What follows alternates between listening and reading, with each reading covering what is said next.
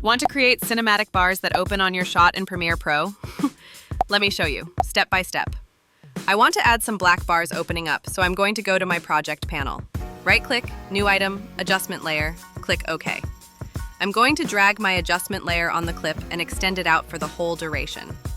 Now I'm going to go to my Effects panel, search for Crop, drag and drop that onto my adjustment layer, and then I'm going to Effect Controls and add a keyframe to the beginning of my clip under top and set that to 50%.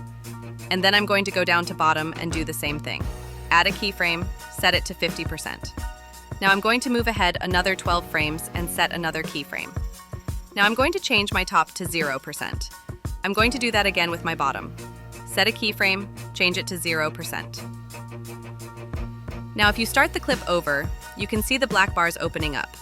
But that's pretty fast for me. So what I'm going to do is drag my keyframes out a little bit to give a slower transition.